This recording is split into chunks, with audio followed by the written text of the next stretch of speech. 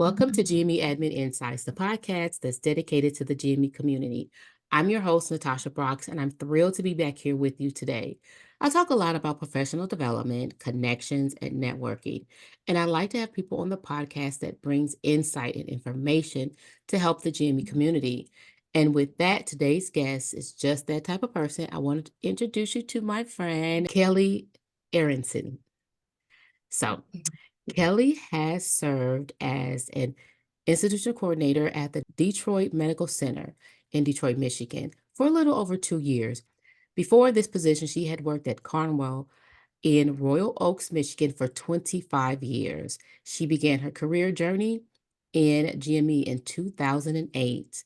Over the years, she additionally served as the program coordinator, program manager, and regional GME specialist. At Cornwall, she was peer nominated twice for the Dooley GME Program Coordinator Excellence Award. And while she was never selected by the ACGME for the prestigious award, that did not stop her from attempting to be the change she wanted to see in the world of GME.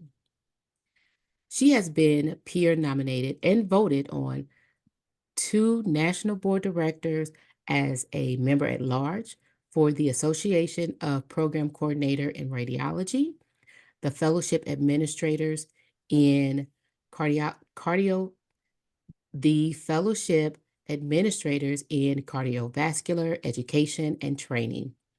In 2019, she won the 2018 APCR Outstanding Coordinator Award on her second day, wow, as a program manager in cardiology while closing out on her present responsibilities to Radiology's Board of Directors and the Association University Radiologists Annual Conference in Baltimore, Maryland.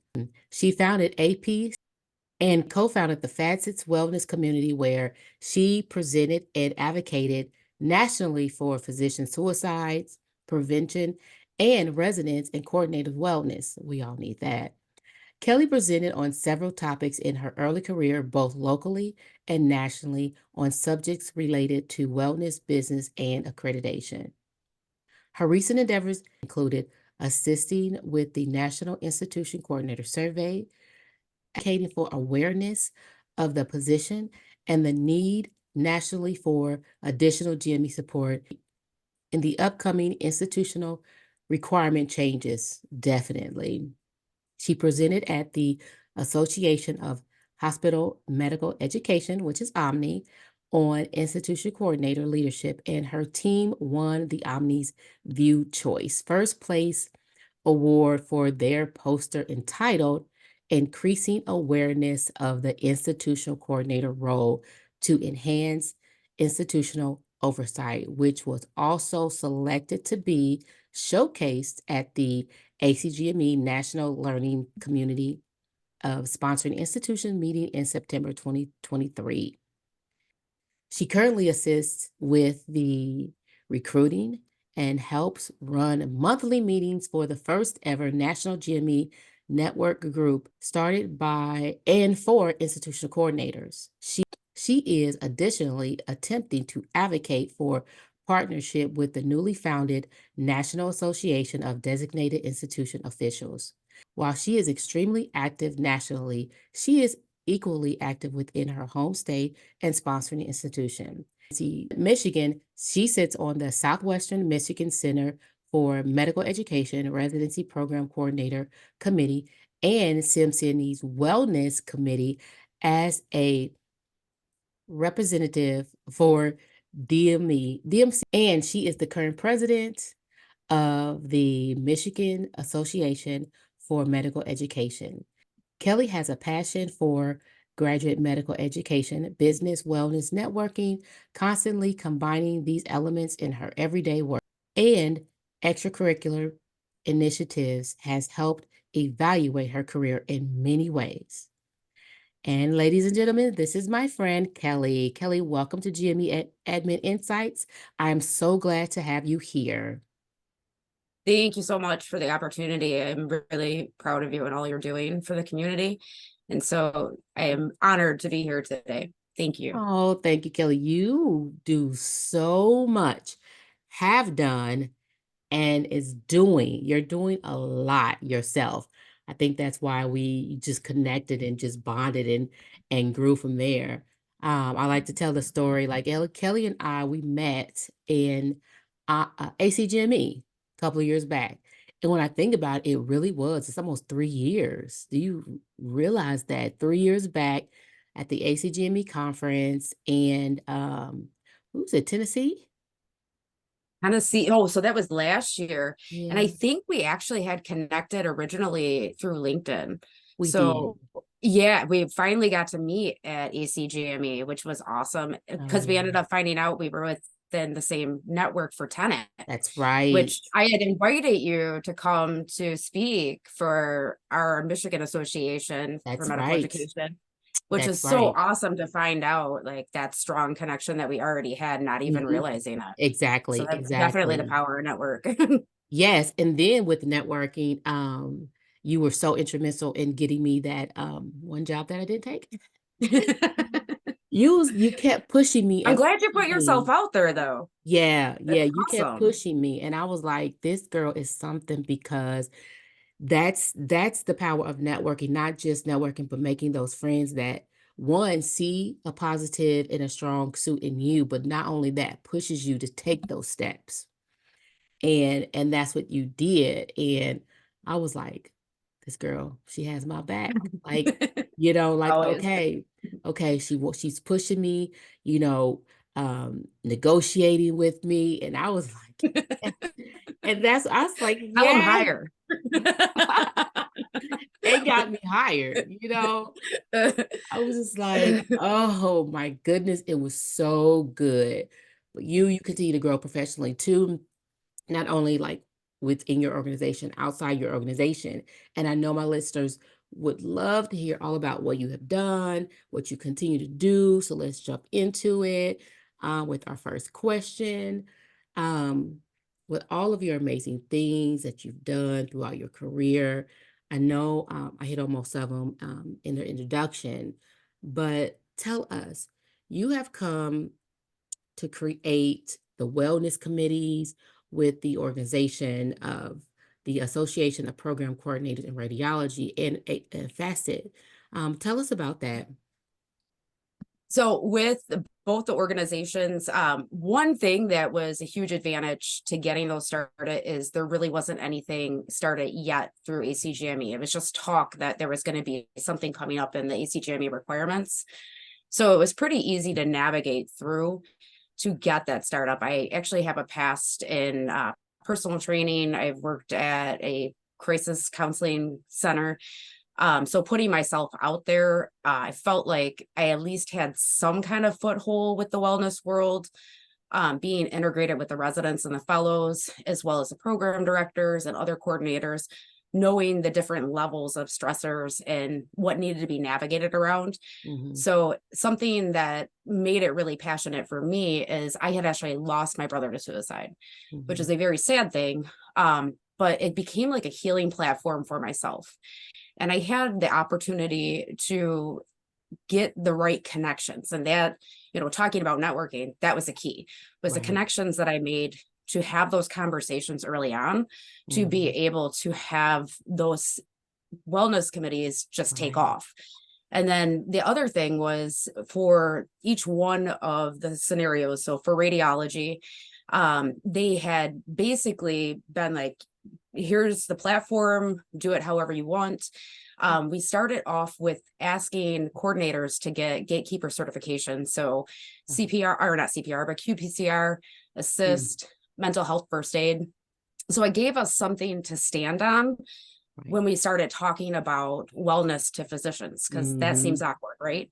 We're Right. not physicians, we're not mental health practitioners, but we do have a certain role as program coordinator level that you get exposed to conversations that are critical and you Mm-hmm. need to know how to navigate those conversations.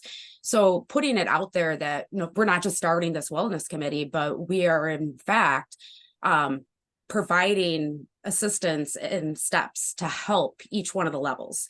And so in radiology, our kickoff was at the Association University of Radiology conference. And it was beautiful because Joy Stuckelman, as a matter of fact, who used to be on the advisory committee for the ACGME, he was also on our board of directors for radiology program coordinator group. He had asked me to speak, and he had paired me perfectly with a program director and a resident. And so the three of us gave three different perspectives on radiology, resident, fellow, and basically what wellness was from our role. And that really helped to gain the community's connection with our platform that we were building. Mm-hmm. And then when I actually left radiology, I made sure that I handed that next chair position off to somebody that I knew that would be able to excel in that role and really be passionate about it, and not just make it not to say anything bad about meditation, but not just make it like a meditation platform, resilience platform. Like I knew somebody that would actually really like invest. And so I ended up handing it off to Sandra Palmer, but she did the National Program Coordinator Survey. And so when I left there, I felt like I helped build something, not by myself by any means, but because a network of individuals that knew how to navigate those conversations, connect with other individuals, and get that platform to have real, robust steadiness to actually grow and not just fizzle out after like a year or two. And so we had that platform created before the ACGME really had their requirements in place. But I knew that it was coming because I had actually went through the ACGME website, and I had noticed that there was like a board meeting. They sometimes have their minutes, and if you search for it, you can find it. Yes. So I ended up seeing that there was a roadmap and it was coming up.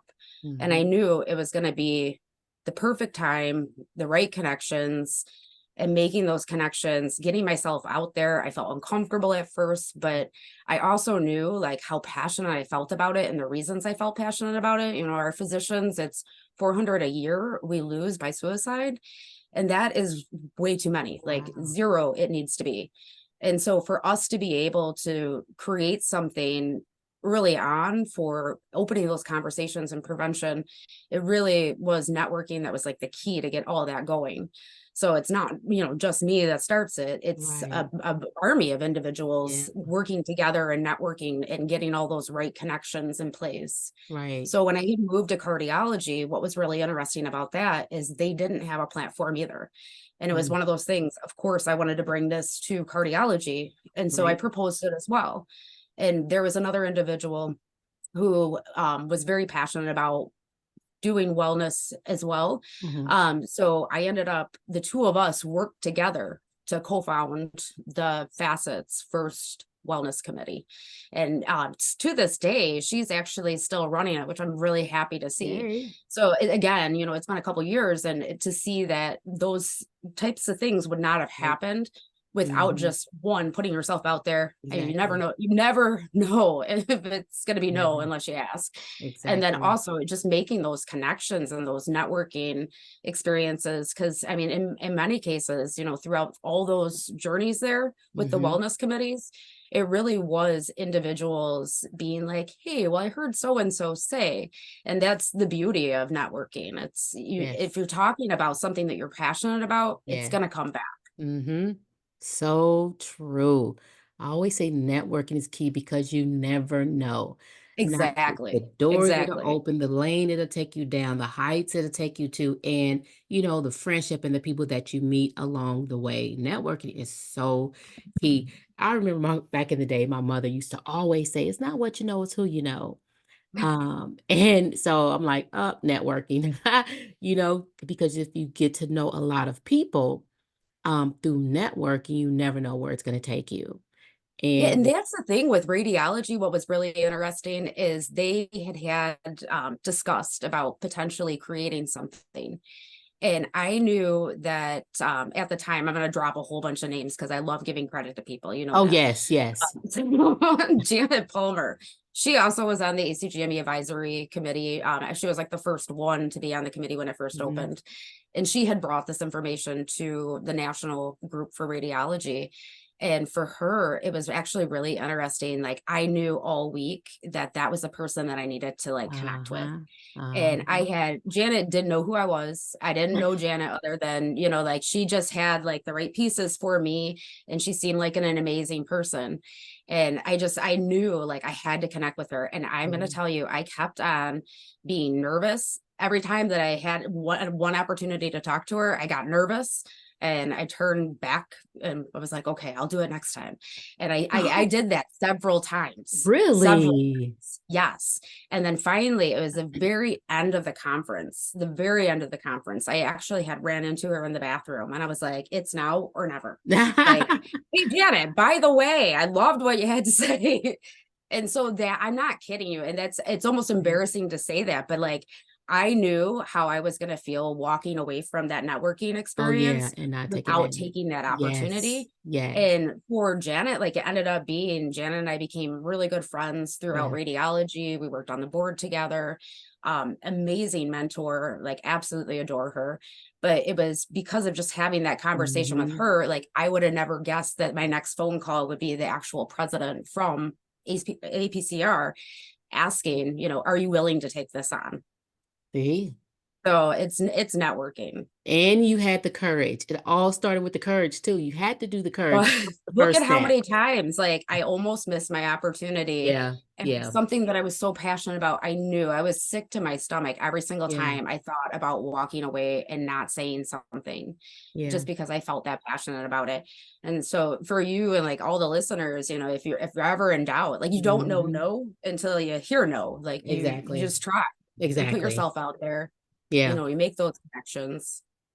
I think ever since we met, um, and I'm talking face to face, met, I would always do my thing, but then I keep you replay I'm replaying you in my ear over and over and over from us being in Tennessee.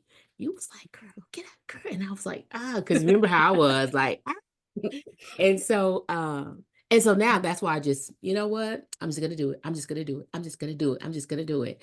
And so I keep doing it until, like you said, somebody tells me no or I hit a big wall. That's just it. But what if Um, you don't? What if you grow? exactly. What if it turns into something Exactly. amazing? Right, and that's why I just keep going and going and I'm going, so proud of you. because it was like, sometimes you don't know, you need a confident sometimes you don't know you need a confidence boost until you get it, you know? And I think that time, that was my confidence boost that I needed, and I haven't been off that boost since. Good. I really, really needed that because I too had a lot of ideas I wanted to do, I wanted to do, I wanted to do, and I was like, eh. But ever since then, I've been like, you know what? I'm just gonna keep going, just gonna keep going. I'm gonna do this and I'm gonna do that. Ever since, that day, that we've met and we talked, and I was like, this girl, why does she keep nudging me? Go, go. I was like, oh, I'm just gonna do it. So, and literally, ever since then, I've just been on that whole boost of, yep, let me do it. Let me reach out. Let me do this. Let me do this. I can do it. But yeah, ever since then, I needed that confidence boost. You know how sometimes oh, I think I got it. But then when somebody else believes in you and you're like, yep, I got it. Like if she's, yeah, Exactly. let me keep going. And that's what I love about networking. And not only that, like the development behind it, when you have that, you can continue to develop yourself and you can continue to grow and reach out for more and more and more. Um, I know you are a motivator, you have created a lot of things. What do you think was your biggest motivation behind, all your creations when you did them?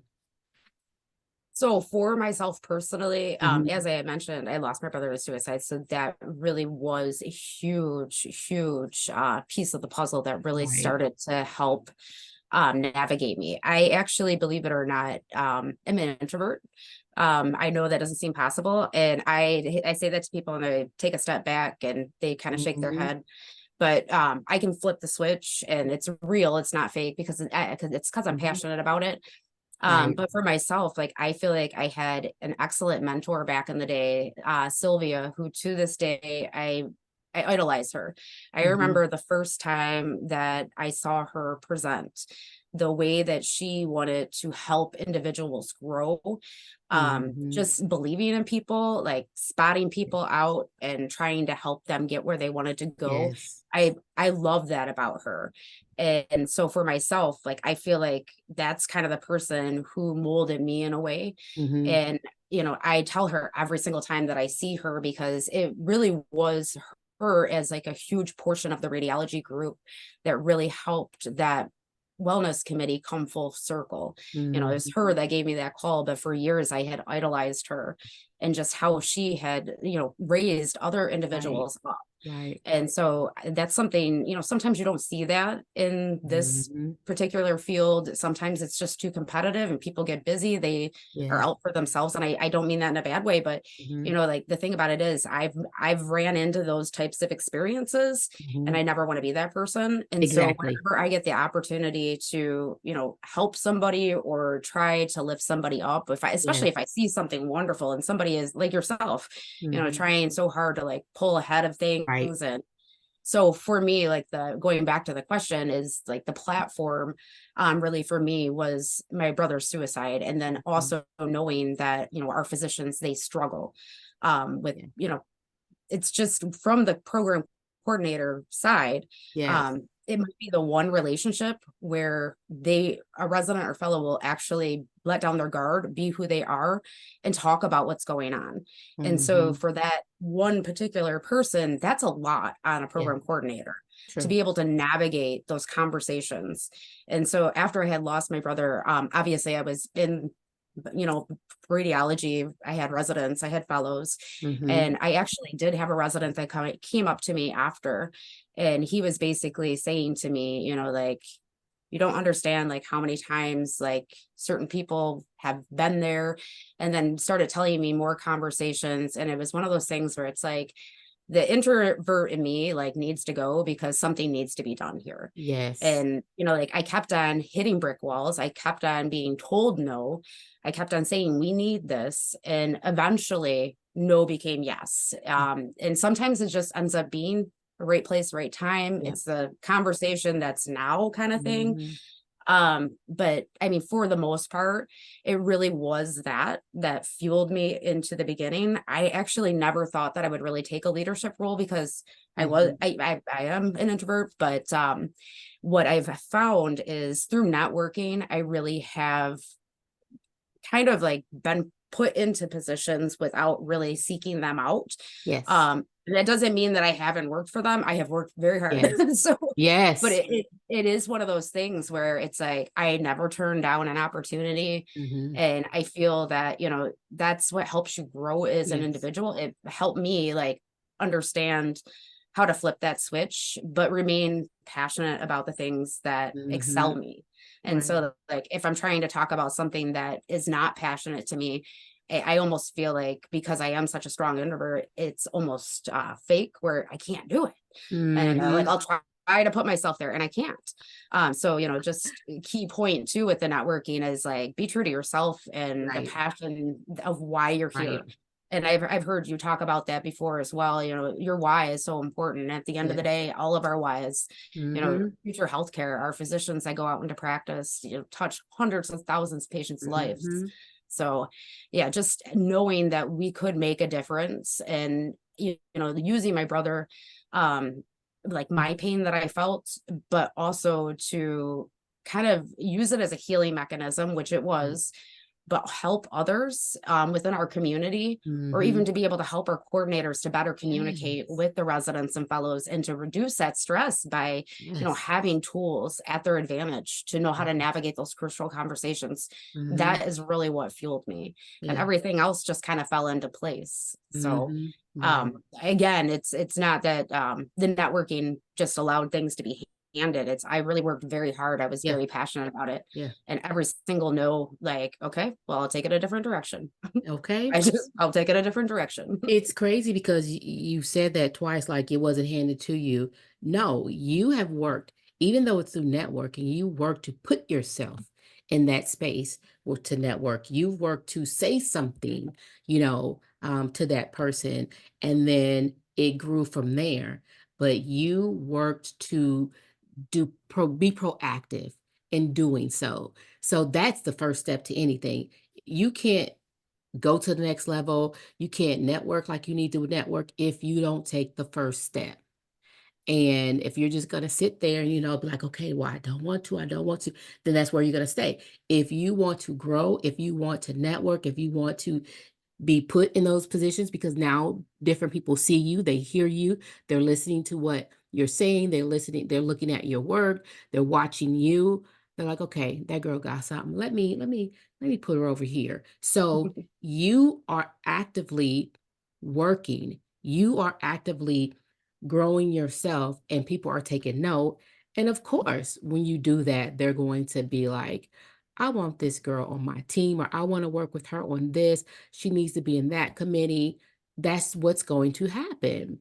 So, yes, I applaud that. I applaud you because you do have to take that first step. And I'm an introvert too. Let me tell you. Ah, see, there's another one I don't believe. Oh my, let me Kelly, We I'm could an do a whole podcast introvert. on that. No, I'm an introvert. I'm a loner. I am a loner. I'm good just being at home. I don't need to, and just, I am. Let me tell you, these presentations, they really did pull me out of my shell. Like, and like you said, when you have a passion about something, you want to tell people. You want it to get exposed. And the only way you can do that is exposing yourself and being Mhm. out there in front of people, talking to people, having conversations, having sit downs, being in meetings, being in committees, being on the board. And I think that has really broken my shell on being more extroverted. But I'm really an introvert, really an introvert. I We love need a podcast on flipping the switch. I know. That's gonna But be the I don't believe it, but I do because I'm there myself. And it's so funny. And when I tell people that, they're like, yes. it's just Yes. They're like, I can't see it. Everything you do, you just don't understand. Where I was years ago to where am now, totally different. But I mean, you have to put yourself out there in order to make things happen. That's just it. And I know you're like so passionate with everything you're doing. You're so passionate about like your career and what you're doing. Specifically for your career, why do you think you're so passionate about your career as in like the institutional coordination?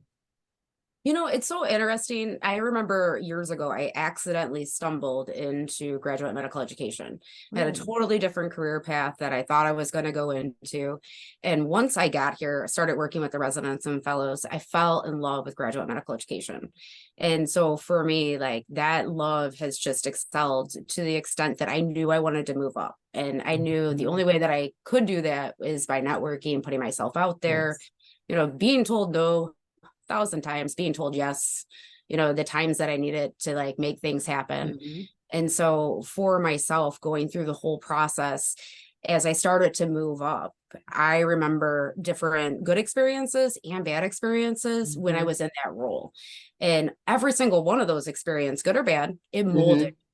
and it made me think about what do I want for our program coordinators? What do I want for our program managers, our administrators, our specialists?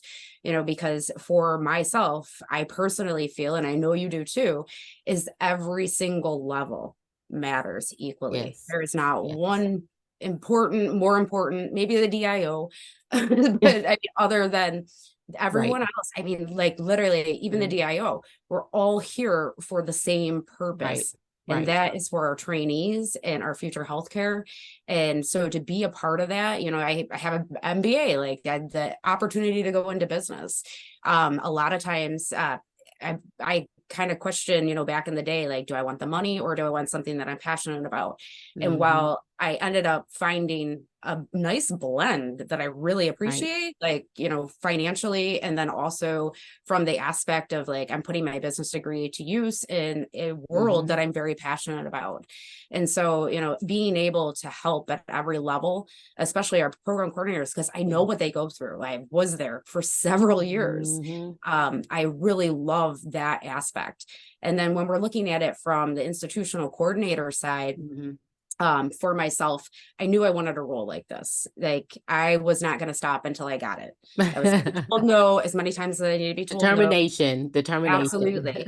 And the thing about that is, being able to help and have that understanding from the graduate medical education program coordinator side, Mhm. understanding what the residents and fellows go through, the program directors. Right. Now seeing it from the flip side in the GME office, what our DIO goes through, or our other institutional coordinator, because we have two at our institution, and our associate DIO.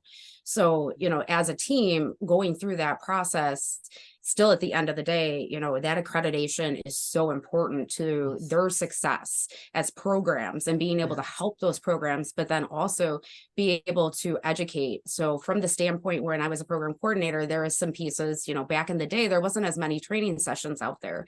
And so you really had Mhm. to learn on your own to do the job. And it's not Right. an easy job to learn. It really isn't. Like, you need mentors, you need that Mhm. networking, you need to have training sessions. And so knowing that I have had that experience, there's certain things that I see that I know for myself, like I would have loved to have gotten as a program coordinator. And I unfortunately did not have that experience. And Mhm. I had to teach myself. So it's like, how can we make this easier for them so that we can excel them faster? Right. And in return, we're helping our programs, we're helping our institution. And so for myself, I absolutely love what I'm doing. I love the career journey and how I got here. That it's like I didn't accidentally go seeking, or I accidentally got here. I didn't go seeking this type of role. I didn't even know it existed, but I absolutely fell in love with it and Right. everything that it stands for. It's so beautiful of a community to belong to. I'm glad that you take the time to teach your coordinators because like you said, 9 times out of 10, we get the job, we get the seat, we get the computer, we get the office, and it's like, okay, there you go, work. And you're like, well, what am I supposed to do? And things can fall through the cracks, 90% of the time. So taking the time to really train and mentor your coordinators is key to their success and the program success. Mhm. I love that. I want to pivot real quick because I know like you're doing a lot. And then, like you said, you got your MBA. For those of the listeners out there, there are going to be barriers and hindrance along the way. What advice would you give anyone that wants to succeed and wants to do more in their career, whether it be a committee, sitting on the board, just anything. And when they come up against those barriers, because I hear that a lot. I hear that, oh, I have a family, oh, I have this, or I have this, I don't have the time, but they really do want it to grow in their profession. What advice would you give someone? Put yourself out there, network. I cannot express that enough. I really do feel that networking, because you Hmm. never know, you might be looking in one direction and you think that's the direction you want to go with your career in graduate medical Right. education, right? And then all of a sudden somebody just absolutely unknowing to you comes along and is like, hey, there's this position. And so keeping your options open Hmm. to not just isolating, like, this is what I want to do. Hmm. Definitely when you get the opportunities to put yourself out there and help the community, Hmm. take advantage.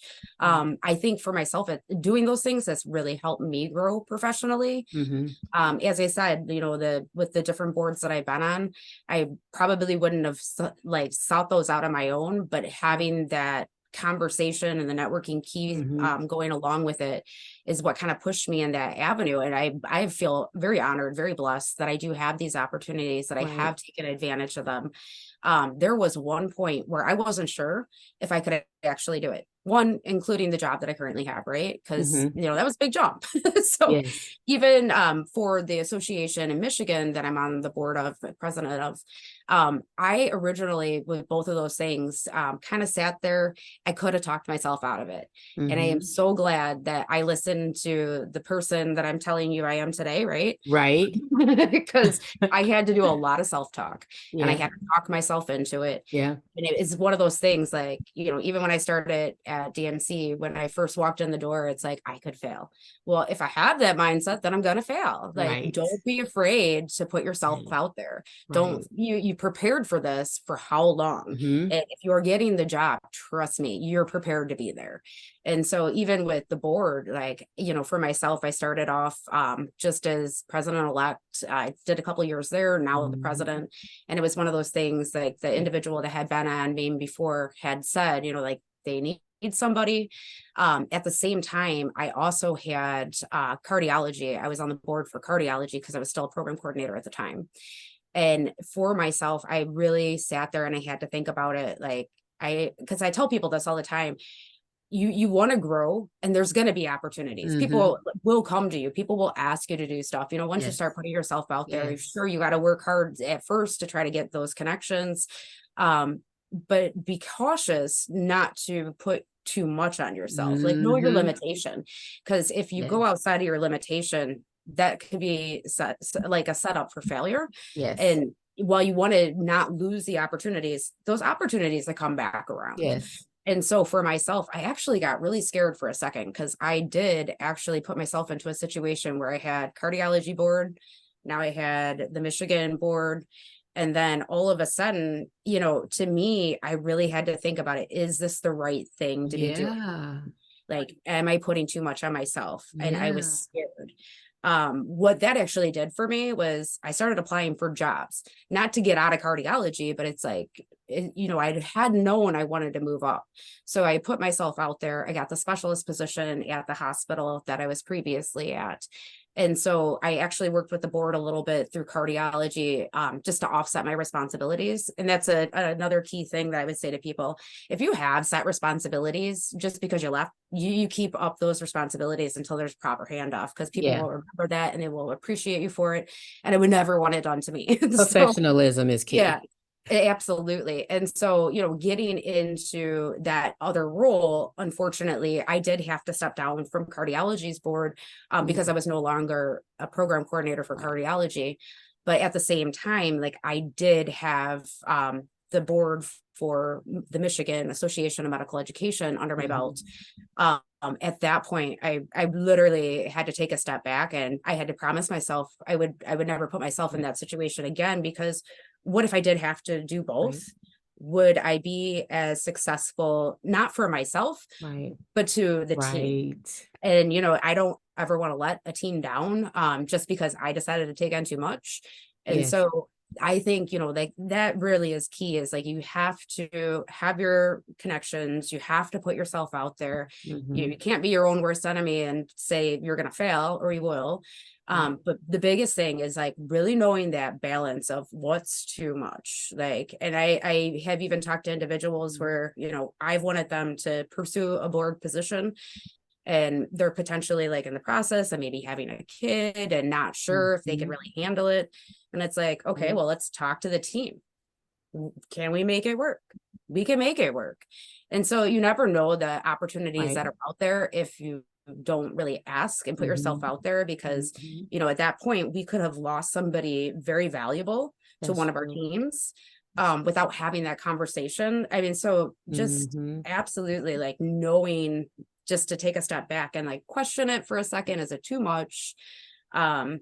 If it's, is there a possible way to make it work Right. where it's like situations going Mm-hmm. on, and always, never failing to follow through on Right. preset duties. Right. That is key. That is Right. key. And because I'll tell you, and you and I both know this, the world of graduate medical education is Whoa. small, is Whoa. small. And so, a funny story, as a matter of fact, so for myself, I came into the institutional coordinator position. Mm-hmm. Radiology, I was in the program coordinator group, Latoya. So she right now is on the ACGME advisory committee. Okay. But we were in radiology together. And so years later, I'm talking like 10 years later, we both end up in the institutional coordinator position. And so coming into the position, instantly it was like, call a friend, and Yeah. it's just like, we just talked yesterday, right? And it's like, how do we manage through this? What is our next step? Like, what are we going to do? And so, also having people like in your corner really Yes. helps. Yeah. And like the fact that I could actually reach out from somebody or to somebody from like 10 years ago Yes. who now is in the same situation as me, that was really key to help make it through that Mhm. first year and be successful in the first year of my position for sure. Yes, yes. It's like 10 years later, pick up the phone, like nothing, like 10 years is not haven't been the span, and just create a whole nother conversation, and continue the leadership that you guys once had. I love that. That, like you said, Jimmy is a very, very small world. So Absolutely. you'll run Yeah. back into somebody. So if you do something dirty, you're gonna run back into that person. Exactly. People remember that stuff. Yeah. So that's I why. um I always give people the benefit of the doubt though. I honestly, it's one of those things, I think people grow and excel, and you just you just have to trust your gut in some Yeah. cases. It's if you were to do like a networking map, okay. Hmm. If you did it today, would it look the same in 10 years? Probably not, because your Right. people would change. Right. But Right. realistically, like, it's knowing who has your back too, I think is really So important. true. There's going to be naysayers, there's going to be competition sometimes. And that's where you just have to bat your eye, believe in Yep. yourself and do what you need to do, be Yep. true to the road of journey you're on, Yes. and just follow that and not waver from Hmm. trying to do something that's going to be a disadvantage, Right. that could hinder you later on. Hmm. um, I can't express that one enough. And I don't really think we run into that a lot. But Yeah. I know it does happen. And so I'm Hmm. being real about that. Yeah. Just Yeah. that is how it is. And that's how it is Right. in any career field. Right. There's any career field, you're going to get that kind Oh of stuff. yeah. But what I find usually more often than not is a community of individuals who are here to collaborate, Yes. network, excel each other. Yes. It's like if we have a project, well, I know this Yeah. person over here, and we can pull them in. And so, like that's what I actually feel more times than not. I've Hmm. only had one or two odd experiences, but I do caution, for individuals that feel like they've gotten themselves in a situation, um, just pull yourself Hmm. back, get the Hmm. right people on board in your life as a mentor in the career, because that's what's going to help individuals grow, and Right. not being just not being one of them that would do something, do you know what I'm Right. saying? Yeah. I Yeah. almost feel uncomfortable talking about that on the podcast, but I mean, But you for know what? real. But it's So, it's so true, because even if you're not going to be that individual that does it, you'll run into someone who will mhm, do it. So you still have to know how to navigate, how to deal with them, not to engage in that, because that can take you away from what's, your calling, where you're going. absolutely. You know, Yep. you're going this way and you're going up. And if you even engage in it, it could bring you down. And then the leaders or whoever, they're seeing that, they're like, okay, well, we thought this person was, here, but they're really not. So you don't want to even engage in that. So it's not even Exactly. a negative where you're doing it. Just know it, see it. When you see it and you spot it, get away from it. Don't engage. Exactly. Not at all. Stay Exactly. professional in every aspect of it. But if you are that person, just know you that It's a that's not why small that's world. why you're not growing. It's a small world. Very small world. It's Yeah, crazy because I feel so blessed. The people I've met along the way, the different yes, mentors that I've had, and even like here's a name. I love dropping names because it makes me feel good about our I'm telling you, community you are the and seeing people networking grow. queen. Okay, so yes, So Katarina Wang, and I give a lot of credit to radiology too. Like my yeah, heart really is with them. So radiology. She was in our national coordinator group back in the day. At the last meeting for ACGME in September, I actually had the opportunity to see her on her first Oh. platform working for the ACGME, which I always knew. I knew the second that I saw her present, I knew this girl's a powerhouse. She's going places. We need her on the board. So, And look at her and now. to see her now, like in that Yeah. position, and I think that's something that's really beautiful too about, how small the world is, like seeing everything come Yeah. back around. Yeah. Seeing those people like 10 years ago that you're like, I know they have it.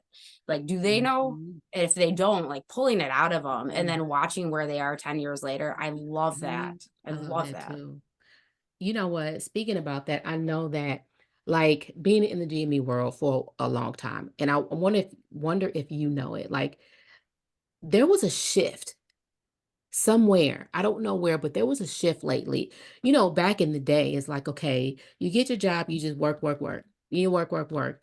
And then all of a sudden a shift came to where, okay, program coordinators are no longer just working like secretaries because we are leaders. So now every program, which I love to see, coordinator acting like leaders, talking like leaders, putting their stuff Mhm. out, presenting, doing things. And it's like I I woke up one day and I'm like, dag, there's a lot of leaders, program coordinators that are leaders. Like, have you seen Absolutely. that shift? Yes. And I love that. And so that actually is something that's really interesting when coming into the institutional coordinator position. Mhm. That was the first thing that I noticed is we don't have a national group. We don't have that collaboration like we normally Mhm. would at, you do cord, I had radiology, Right. cardiology. Those groups are so powerful to helping you grow in Yes. your career, Yes. to give you what you need for the job even. Yes. So the thing about it is when Latoya and I first started talking about it, that's how we kind of got onto the concept of rolling out the National Institutional Coordinator Survey. Mhm. What can we do to help this community get something in place that resembles what national groups have for program coordinators and program directors? Right. And so that being said, it's something that we had talked about when we presented last year at AMI was the fact that, we were in the program coordinator role before all this leadership talk started. And I'm Right. so grateful to see it.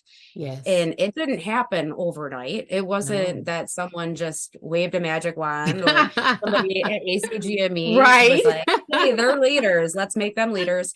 No, Right. it took all those leaders, all the program coordinators, Yeah. managers, networking, collaborating, Yes. multiple communities within, radiology, cardiology, Yes. emergency medicine, Yeah. connecting and taking a stance to be like, Mhm. we are not secretaries, we Mm-mm. are much more than that. And Yeah. absolutely, definitely, that is a best part of our leadership Yeah. team because that's what keeps the accreditation afloat, within the program level. Yes. Without them, how would anything take place? I know that Exactly. the program director has a job, but at the end of the day, a lot of stuff is like dotting I's, crossing T's, crossing, the Mhm. different detail, and being able to have somebody in place that literally is going to take the time and effort and be passionate about getting that done is Yes. so important. Yeah. So Yeah. important.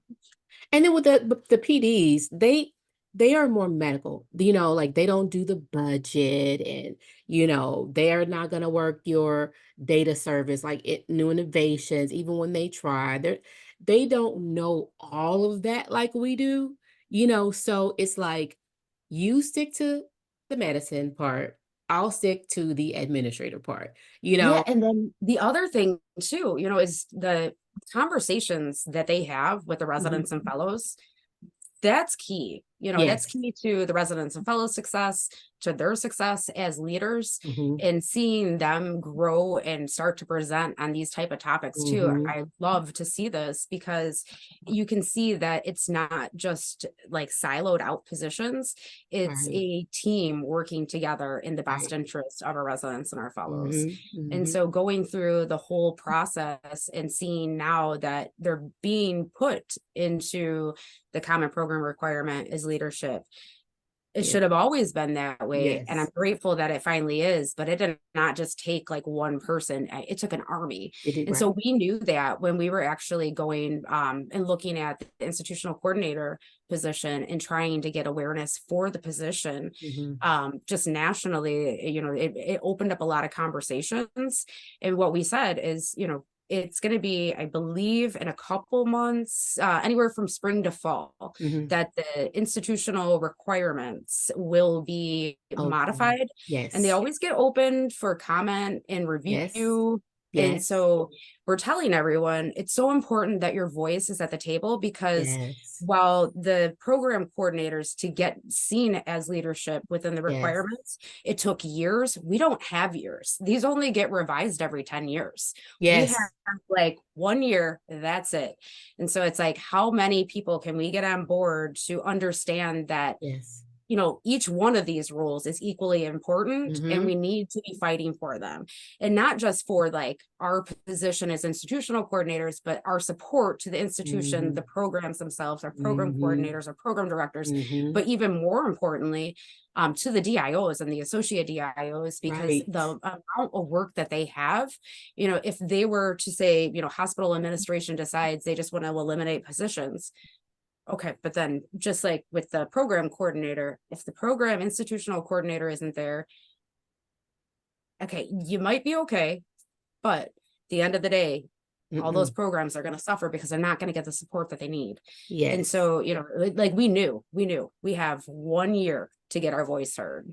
Who wants to listen? You don't want to listen? I'll go to the next person. It's crazy you say that because my RRC person, Felicia, she said the same thing that, it's going to open because, a lot of coordinators, it's in the ACGME, it says program coordinator, right? And then institutions, they just say, okay, program coordinator, that's what you are. And they treat you like secretaries. They may pay you like a secretary in some institutions. So she did say that when it opens, this is the best time for all of the program coordinators to put in their comment to have that change because that's how they will listen. So Mhm. if we say, okay, we need to be called program managers, program administrators, please take out program coordinators, they're going to listen to that. And then that's when the switch will change. And if everyone is consistently, say, a program manager, right? And then we have to be renamed program manager. And then that's when the institutions will start looking at you differently than just a glorified secretary, basically. So when you said that, it made me think about the conversation I had with Felicia about them opening. And I think, yes, once it opens, I think everyone needs to use their voice, come together, and put their stance on what they are saying. And because of the shift, I think a lot of people will. I think we didn't really take advantage of it, years prior. But I think this time with the leaders that we have in the GME community, all the program coordinators, the institution coordinators, the program managers, I think this time they will really speak you know, their choice. Speak what they have to say, what they have to say, Absolutely. and to the ACGME because now they're more aware, and they know now, and I think that that's gonna happen. And I will keep blasting it out there, and from the day that it opens, you know me, I will make everyone aware that okay, this is our time. This is our time. So yeah, It's so important to, I it mean, is. any community you belong to, but especially ACGME, because really those requirements can either help or hinder. Yeah, I know a lot of times, like they'll say that they're reducing burden, but it doesn't seem like it when it happens. And it's like they don't know unless we're giving input exactly. into the decisions that they're making, and they Right. make excellent decisions. So I'm not denying that or talking bad in any way. But the thing about it is, it's just kind of like the concept for myself, like the fact that I used to be a program coordinator, like I know what they go through for the Mhm. ACGME. Like, have they actually worked within this position? Do they know how that affects the hospital level with the CEO when they Exactly. make these changes? So the other Right. aspect too, it's like until they're actually hearing it from the community, how do they know it's a Exactly. problem? Right. And so it's so important for our That's voice right. to be in every single one of those types of conversations Mhm. when they occur, Right. whether it be a specialty or it now the institutional requirement changes. Because Mhm. again, in some cases they might not change, but every 10 years. And then you're Yeah. kind of stuck with Yeah. whatever happened. And you kind of have to navigate that path Right. to make it work. And so, I think even from the and I don't know, but I think from the ACGME side, they do want to hear that feedback. They That's do. the impression Yeah. that I get when they have Mhm. feedback groups for different things. Or even like the DIO meetings that we have once a month, like Mhm. they'll ask, for like doing polls, how is this working out? Here's a new thing for you guys to look Mhm. at. Tell us your thoughts. And so Right. I know that they're looking for that feedback. Right. So if they're giving us that opportunity during a comment and review period, Yeah. it definitely should all have our voices at the table. Yeah. Whether we agree or we disagree, like everybody's Right. voice needs to be heard because Right. that's what's Right. going to make a difference. That's so true. I remember And they AC. don't know until we tell them if there's a problem. You know what I'm Right. saying? So, Right. and I They think that don't they know. appreciate when the community comes together like that. Yeah, they do. They don't know. They just think everything is fine because we're not saying anything. And I remember Absolutely. last year at ACGME, in our emergency medicine meeting, our RRC, that's was exactly what she said. She said, you know, we asked you for comments. Most of them, most of you don't put it in there, so we don't know. So when we have it open, let us know. That's the only way we can change things. And I remember specifically she saying that, and I'm like, right, they don't know. You know, if no one's talking about it, especially any of the negatives, they're not going to think any negative is going on, right? So they're just going to think, Exactly. oh, Everything's okay. yeah, they don't have any comment, they don't have anything they need want updated or taken away or changed. Okay. And they're gonna And do I what they have think is seen them best. be very responsive when Very there much is so. issues. Like Yes. my boss always says all the time, just email them. You never know. And it's one of those things too. You can't be told no unless you ask. So It's crazy because you're very helpful to accommodate. I know a lot of a lot of programs, I'll say that, especially coming, Indianapolis, St. Louis, Dallas, and here, a lot of programs is like, "Oh, let me ask the RRC." Then I'm like, "No, don't do it. We're gonna get flagged." And I'm like, "No." Oh, I say ask. Always ask. Oh, yeah, but, they always Always say, "Oh, we're ask. gonna get flagged." And I'm like, "No, that's a misconception that they're not looking to, like, flag you, let's go visit, any of that. It's not like that, but like you said, go to the horse's mouth. I always do. Go to So, the and horse's that's mouth. actually really interesting too. A couple year or no, maybe about 3 or 4 years ago now. So, I know it was before COVID. I actually went to ACGME and I actually listened to a site visitor Mhm. presentation. And so afterwards, each one of the presenters, because it was a panel, they came to each one of the tables and just kind of sat down with the table. Like, do you have any questions? And that was one of the first questions that I asked is, my whole entire career, I've been told Right.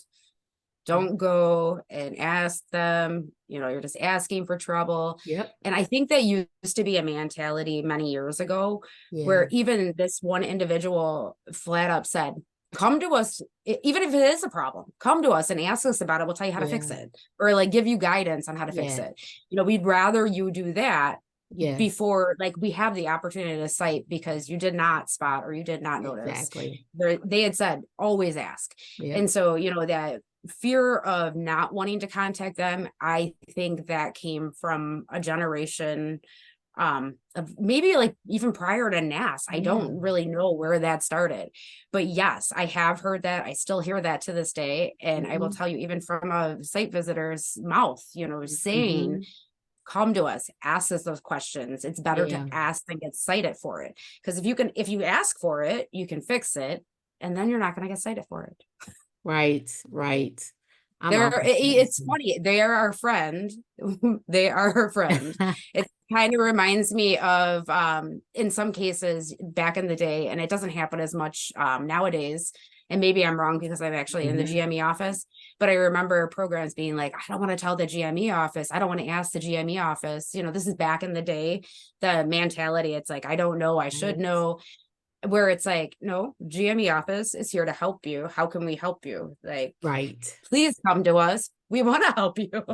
It's crazy So, because when we did have a GME office, that was the same mentality, like, "Oh my goodness, if you tell the GME office, they're just gonna come down on us and da da da da da." And I'm like, "But they're supposed to give us the information. So if they don't know that we don't know, no, no, let's just figure it out." And I'm like, "Oh, okay, you're gonna make things worse." But so same thing. Yes. yeah, I Yes. do. I think, I don't know. I do see that shift for sure. Mm-hmm.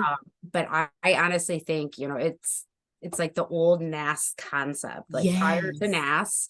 I really think maybe, that shift with like the program requirement changes and calling program coordinators Mm-hmm. leadership. Mm-hmm. Maybe that has like helped navigate that. I like I'm that. not 100% sure what changed it, but yes, I definitely felt that back in the day. Yeah. Um, and I Yeah. see a difference now where, people are Yes. asking questions like in general, just Yeah. being able to call a site visitor or call the Yes. RP and ask them, can you do a virtual meeting? We want to go over, our letter of notification with you. And, Mhm. they'll help you to navigate how to Yes. fix that if you're not sure. Yeah, It's better to do that it than do is. nothing at all. Yeah, And then it turned into another citation or a change in right, accreditation status. right, or shut So down. absolutely. Oh yeah, absolutely. Yeah, It's yeah, so yeah. important. You can get a better understanding that way instead of just kinda guesstimate what's going on. You Exactly. can get a complete understanding of, this is what is really going on, this is what you need to do. You can continue to ask questions until you are for sure you understand and know, and then, you can move on that way. So, yes, yeah. I want to talk about imposter syndrome for a minute. Because as you know, everybody, especially moving up in your career, like you said too, when you became an institution coordinator, you become, oh, I'm not sure. Like, oh my goodness, that imposter syndrome comes. So, how did you like navigate? Like, nope, I'm scared, but I know this is what I want to do, so let me just do it. How did you push past it? So with this particular position, I will say, but I mentioned it at the beginning, I when I took the job, I was Mhm, fearful. But I also knew that's really what I wanted to do. And again, you don't know if you can do something unless you put yourself out there. mhm, I knew that I had several years of accreditation through different types of specialties in my background.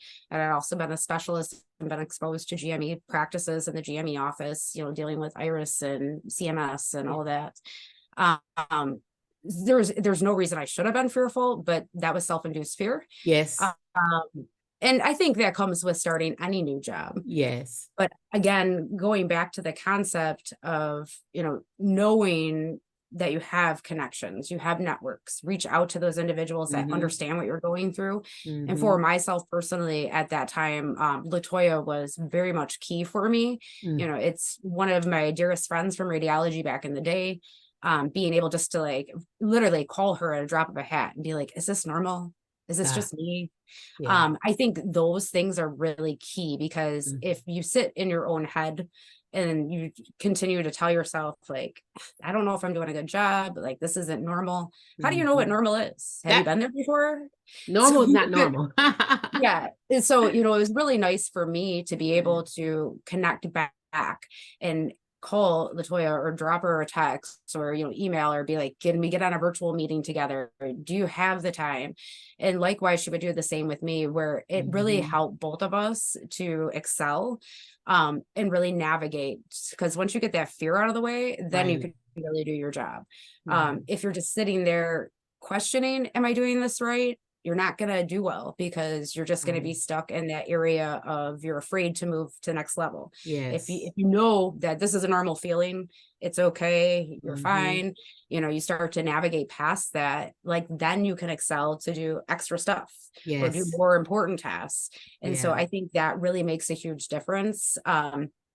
Imposter syndrome, I will go back to the conversation about the wellness committees. Mm-hmm. Try imposter syndrome at its best.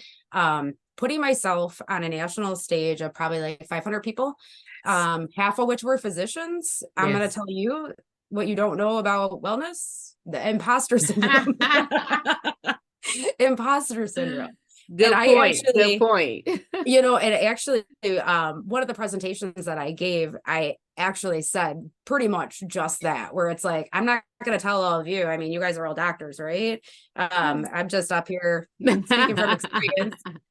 And so showing them like a different aspect of it. Right. It's like, of course, I can't tell a physician what they already know way more than what Yes. I know about Yeah. wellness.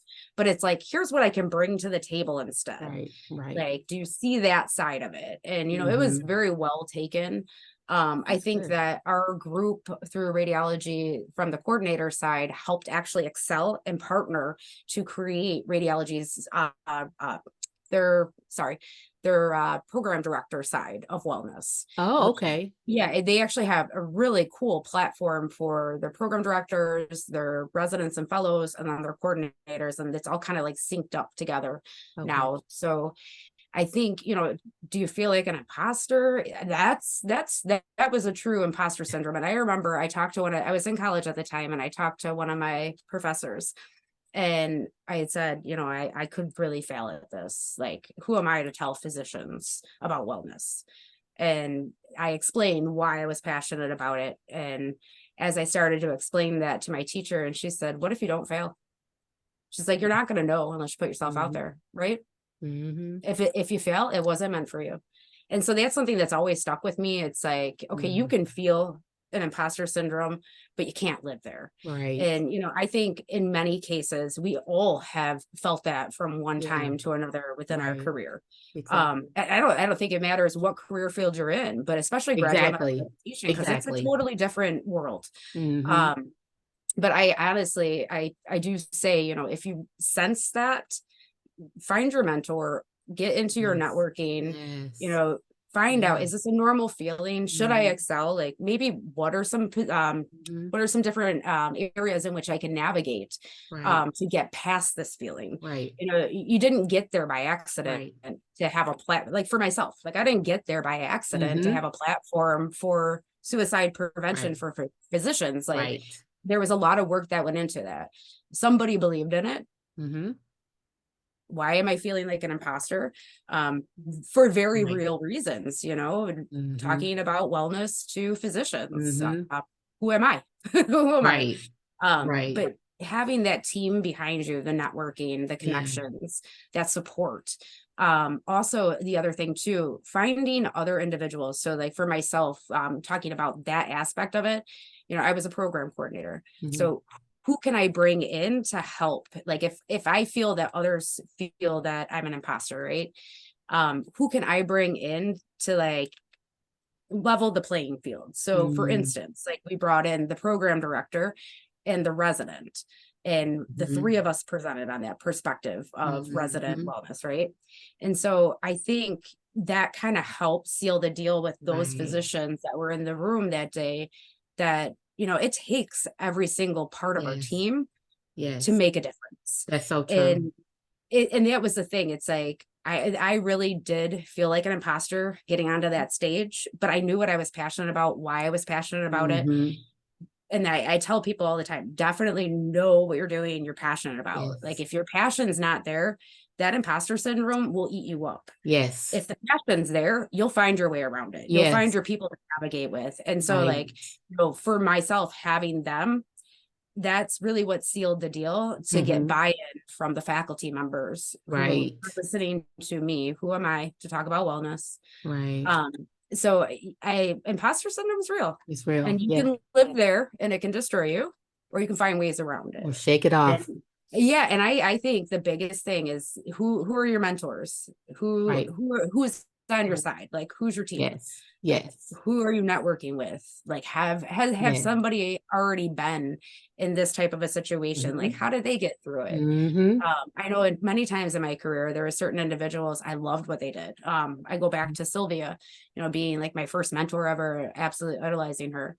Um, I used to like ask myself these questions when I would hear her talk, then especially different things that she did that I absolutely loved, like how she brought people up. It just Mm-hmm. inspired things that like people didn't even realize they had in themselves. Like how does she pull that out of them? And Yeah. then be able to ask her those type of questions or ask myself, like, what does she do different to make Mm-hmm. that happen? And then Right. kind of watching the path behind the scenes. I think those type of things really help to reduce Right. that imposter syndrome Right. feeling, Right. because then you're on the right field. And Exactly. I You think always have to bounce recently something off of somebody. I just watched one of your podcasts, as a matter of fact, and you were talking pretty much about the same thing where I forget exactly what you said, but it was along the lines of something about dressing the part. Yes. Was it about the video? Like if you're on virtual? Yes. Yes. So if you're on a virtual meeting, um, to still dress professional because you never know who in turn have your camera on because you never know what leadership is watching you. And they're going to sit back and watch. Okay, she has her camera off. Oh, she's dressed because there was somebody like dressed in workout gear and stuff like that. And, so even though we're virtual, you're still at a meeting, you're still in a committee, you're still, so it's like still dress the part, still have your camera on, still be professional because you never know what leadership, how they're looking at you. And Yeah. that's the thing too. Like if you're trying to move up and all of a sudden you get into that Yes. position where you start feeling that, how you had even mentioned during that podcast, like if you're living it, if you're dressing the part, if Hmm. you're walking the walk, Yes. you got there somehow, number one. Hmm. Number two, like you've already been preparing yourself to be there. And Yes. so number three, it's just a matter of how do you protect yourself from letting that imposter syndrome create Yes. failure Yes. and getting out of that failure mode as quickly as possible. Yes. Because I do think that, we're all going to question ourselves from time to time. Hmm. That's just any Hmm. position, anything that we do in life, but just having the key people in place, like Yes. your dial of friends that, are going to have your back. Yes. Yes. It's crazy you say that because I know when I first got on the board, the cord board of directors, I was like, Congratulations, by the way. oh, that was for the Nasama. Yes. That's Um, awesome. I was like, what? So core board of directors, I've been on there for a year now. But when I first got on it, I was like, what am I doing here? Like, oh my God, like, can I really do this? This is all physicians. Like, what do I bring to the table? And so I had a little bit of syndrome. But the more that we met and I started listening to them and they were talking, it was like, oh no, I have something to say because now you're talking about the program coordinators and no, no, no, no. So let me tell you what's really going on, so I had something to bring to the table. And it's like ever since then, I'm like, yeah, okay, I got this. And then it even taught me new things. You know, Being on the board of directors, you learn so much. Like, okay, so then you could take those skills and what you've learned and use it to the next stepping stone and the next stepping stone and the next stepping stone. So, but you have to, one, put yourself out there. You have to look like you're the part, you know. You honestly, you wouldn't, I mean, I wouldn't go into a GMAC meeting with my DIO and all of my physicians, dressed any old type of way. I'm gonna come in like because I represent myself. I am my brand. I represent myself. So I am a professionalism person. I'm a professional. So I'm going to act, talk, walk like I'm professional, right? So I'm gonna go in my GMAC meeting with my DIO and everyone else, and I'm going to be presentable. And this is and that's what you do. I'm not gonna go in there like who did it and what for. I'm just not going to do that because everybody is looking at you. Everybody's looking into everybody, and you never know who's looking at you to promote you who's looking at you to take you to the next level, who's looking at you to be like, you know what? I know a job that's over here. You just never know. And why would you want to let those experiences get away? You don't want to do that. Yeah, and that's actually a really good point, that you say that. So being a program coordinator back in the day, those relationships are priceless that you build with your residents and your fellows. As a matter of fact, how I got to DMC, it's one of our past residents from radiology at Beaumont, which is now Corwell. Mhm. I just happened to still connect with him, and we talk back and forth and different things. If again, it's one of those things, like if I didn't have that connection or Mhm. someone believing in me, or somebody being like, hey, well, this position's open, let me have my Mhm. boss call you, like those Mhm. type of things. It's so important to build Yes. those relationships within your program, not just for like your own, like any type of networking. It's not just for your own advantage. Mhm. The full circle that it comes eventually, Yes. whether it be this year or next year, 5 years from now, 10 years from now, you never know how much that's going to help you. And so I really do think, it's that imposter syndrome. That's Mhm. why I say, like, the first thing you Yes. feel that, where's your mentor? Who are Right. you networking with? Like, get your Yeah. group, get your support system, Yeah. get out of that mindset for sure. Yeah. Because you know what, there's people that you don't even realize that are believing in you. So if you believe in yourself just as much as others Exactly. do, if not And not more. and not only that, Kelly, I was thinking about not just the residents and doctors, but like even your coworkers. So you can be on the same field now. 5, 10 years from now, they can be a director, a Hmm. AD, a market director. You never know. But how did you work with them? How was your communication with them? Did you guys butt heads? Did you mesh? Did you help them out? You know what I'm saying? So they look at that and be like, I remember when I worked with so and so, she was so good. Let me pull her up, right? That's what it's about. So, still working together, you still have to be cohesive. You still have to, be professional because you never know who really will climb the ladder and will be like, let me pull you up here. You just never know. I've had that so many times with so many different people. I've seen, them go back and get people who they used to work with, who they knew, and then everybody's growing. So you just never know. You just never know. I love this world. Mhm. I love this world. Yeah. I can't express that enough. Yeah. And I like that I am starting to see more and more individuals that are looking to help people grow and excel. Right. And it's not just for like their own advantage, it's for like it's to better the system as a whole. Yeah. And like I said, even for going back to the concept of Katarina Wang, going from radiology to now all of a Yeah. sudden she's an See? ACGME, to see those type of things See? happen over the year. Absolutely Yeah. love that. Yeah. Absolutely love Yeah, that. just like her. She went from there to there and she could be like, I remember when Kelly, I want to have her on my team. You see, No, you I'm just but kidding. but you just never know. So I always say stay professional, be true to you, and do you like, and that's it. You have to, you are your own worst enemy and you have to, you're your brand.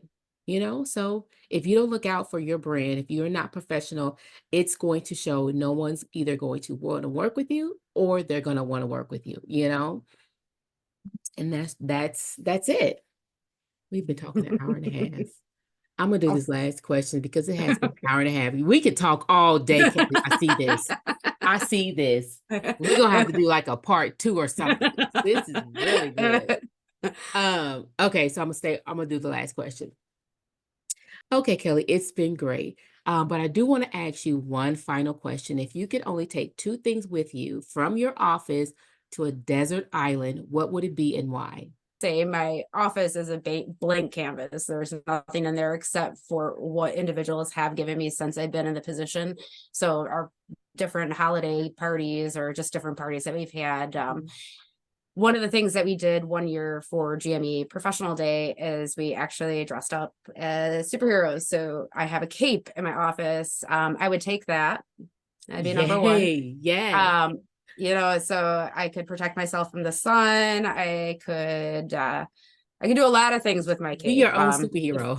if I end up being, yeah, exactly. If I end up being there way too long and I end up being like, let's see, Willis, or what is it? William?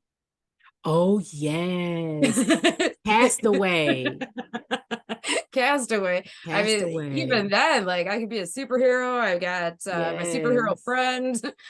So Yes. that definitely would be one thing that I would take. And then the other thing I would take, hands down, I love quotes. And so one of my Mm. coworkers had actually got me one of the Flip Daily quote. Yeah. Uh-huh. And so I wouldn't be able to survive without having some kind of affirmation every day. Mm. And so that would be probably the second thing that I would take. Oh, wow. That's good. That's a good question. I mean, good. That's good. That's a good answer. Yes, especially the affirmation. It may keep you sane. But yes, I love that question. Kelly, thank you so much for joining me today on GME Admin Insights. And if listeners they want to reach out to you, is LinkedIn the best way to get in touch with you? Absolutely. Go Oh, ahead, give me a message. Always looking to network, always helping anyone any way that I can. So never hesitate to reach out. Thank you so much. I really appreciate being here today. oh, no, no. Thank you for joining. You have great insight, great wisdom, and I'm glad you were able to share it with the listeners. I had fun speaking with you, like always. We could do this like every day, all day. We could take the whole day away. We really could. So today I've been speaking with Kelly Aronson. She is my friend. And if you don't know her, you want to get to know her. So don't miss out on Kelly. She's a great networker and a powerhouse in her own right. And with that, we conclude another enlightening episode. Remember, your dedication keeps the gears of GME turning and your growth matters. Until next time, community, have a great one.